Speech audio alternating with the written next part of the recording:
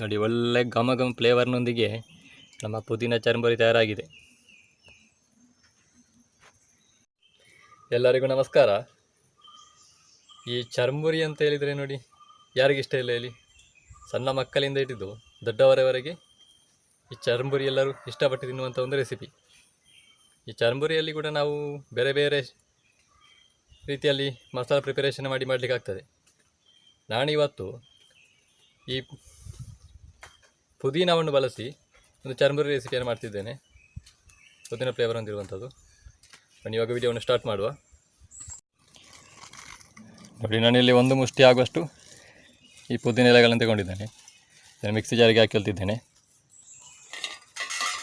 ಇಲ್ಲಿ 4 ಹಸಿಮೆಣಸಿನಕಾಯಿ ತಗೊಂಡಿದ್ದೇನೆ. ಒಂದು 2 ರಿಂದ 3 ಎಸಳು ಈ ಕರಿಬೇವಿನ ಸೊಪ್ಪನ್ನು ತಗೊಂಡಿದ್ದೇನೆ.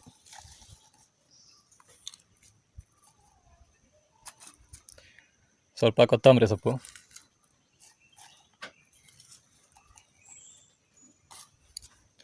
ಒಂದು 4-5 ಬೆಳ್ಳುಳ್ಳಿ. ಇವಾಗ ಇದೆಲ್ಲವನ್ನು ನಾವು ಮಿಕ್ಸಿ ಜಾರಲ್ಲಿ ಹಾಕಿಕೊಂಡು ಚೆನ್ನಾಗಿ ಗ್ರೈಂಡ್ ಮಾಡಬೇಕು. ನೋಡಿ, ಪುದೀನ ಚರ್ಮುರಿಯನ್ನು ಮಾಡಲಿಕ್ಕೆ ಬೇಕಾದಂತಹ ಮಸಾಲೆ ಎಲ್ಲ ನೋಡಿ ಗ್ರೈಂಡ್ ಮಾಡಿ ತಯಾರಾಗಿದೆ. ಇದನ್ನು ನಾನು ಯಾವುದೇ ರೀತಿಯಲ್ಲಿ ನೀರನ್ನು ಸೇರಿಸಿಕೊಳ್ಳದೆ ನುಣ್ಣಗೆ ರುಬ್ಬಿ ಗ್ರೈಂಡ್ ಮಾಡಿಕೊಂಡಿದ್ದೇನೆ.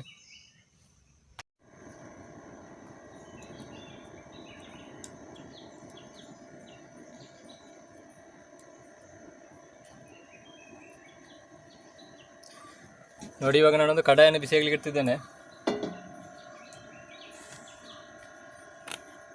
ಇವಾಗ ಅದಕ್ಕೆ ಎಣ್ಣೆ ಹಾಕಿಕೊಳ್ತಿದ್ದೇನೆ.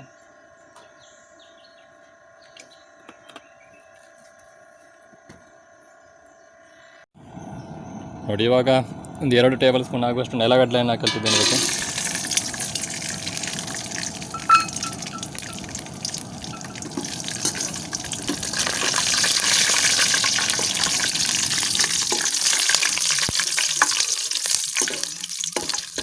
ನೆಲಗಡಲೆಯನ್ನು ನಾವು ಚೆನ್ನಾಗಿ ಫ್ರೈ ಮಾಡಿಕೊಳ್ಬೇಕು.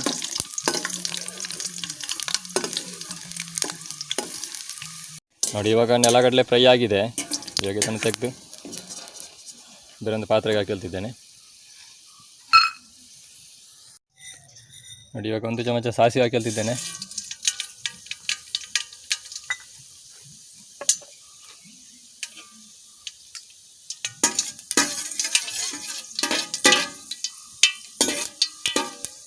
ಸಾಸಿವೆ ಎಲ್ಲ ಚೆನ್ನಾಗಿ ಸಿಡಿತಾ ಉಂಟು. ಇವಾಗ 1 ಚಮಚ ಜೀರಿಗೆ,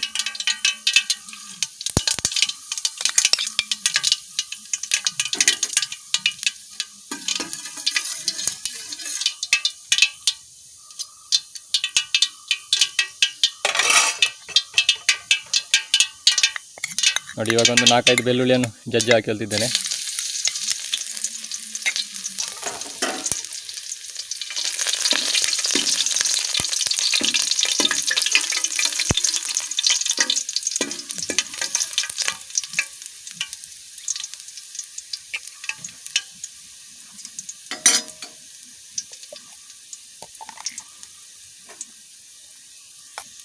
ನೋಡಿ, ಆವಾಗ ಗ್ರೈಂಡ್ ಮಾಡಿದಂಥ ಮಸಾಲೆಯನ್ನು ಇವಾಗ ಸೇರಿಸಿಕೊಳ್ತಿದ್ದೇನೆ.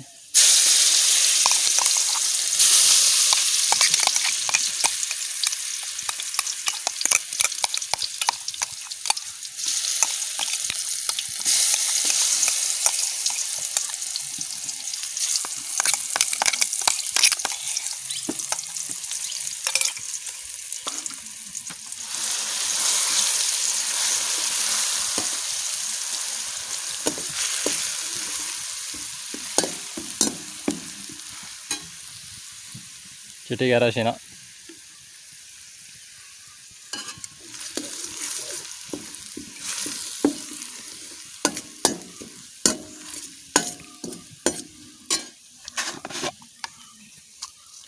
ರುಚಿಗೆ ತಕ್ಕಷ್ಟು ಉಪ್ಪನ್ನು ಹಾಕಿಕೊಳ್ಬೇಕು. ಇವಾಗಲೇ ನೀವು ಬೇಕಿದ್ದರೆ ಮಂಡಕ್ಕಿಯನ್ನು ಸೇರಿಸಿದ ನಂತರ ಕೂಡ ಉಪ್ಪು ಹಾಕಿಕೊಳ್ಬೋದು. ನಾನಿಲ್ಲಿ ಇವಾಗಲೇ ಹಾಕಿಕೊಳ್ತಿದ್ದೇನೆ. ಇನ್ನು ಈ ಮಸಾಲೆಯನ್ನು ಚೆನ್ನಾಗಿ ಹಸಿ ವಾಸನೆ ಹೋಗುವವರೆಗೆ ಚೆನ್ನಾಗಿ ಎಣ್ಣೆಯಲ್ಲಿ ಸ್ವಲ್ಪ ಫ್ರೈ ಮಾಡಬೇಕು.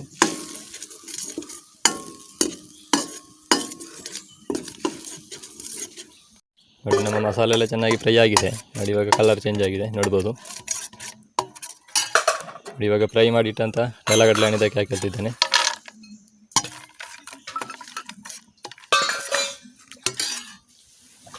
ನೋಡಿ ಈ ಅಳತೆ ಬೌಲ್ನಲ್ಲಿ 3 ಬೌಲ್ ಆಗುವಷ್ಟು ನಾನು ಚರ್ಮರಿ ಮಾಡಲಿಕ್ಕೆ ಮಂಡಕ್ಕಿ ತಗೊಂಡಿದ್ದೇನೆ. ಇವಾಗ ಇದನ್ನು ಇದಕ್ಕೆ ಹಾಕಿದ್ದು ಇವಾಗ ಚೆನ್ನಾಗಿ ಮಿಶ್ರಣ ಮಾಡಿಕೊಳ್ಬೇಕು.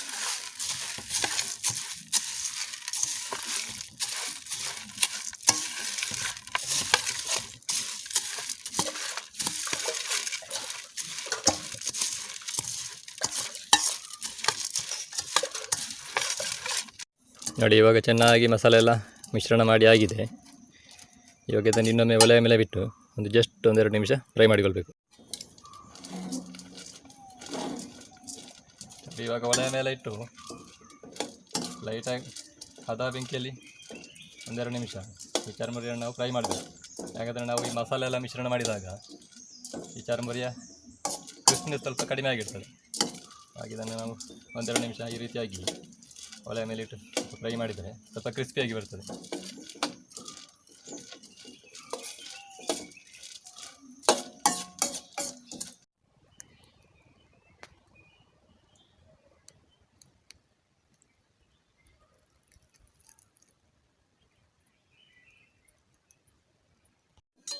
ಇವಾಗ 1-2 ನಿಮಿಷ ಒಲೆ ಮೇಲೆ ಫ್ರೈ ಆಗಿದೆ ನಮ್ಮ ಪುದೀನ ಚರ್ಮುರಿ. ಇವಾಗ ಇದನ್ನು ಒಲೆಯಿಂದ ಕೆಳಗೆ ಇಳಿಸಿಕೊಳ್ಳುವ.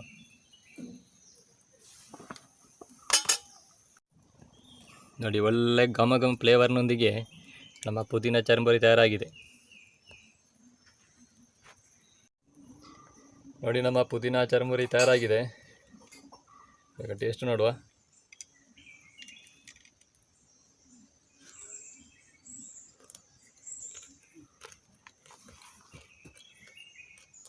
ಸೂಪರ್ ಆಗಿದೆ.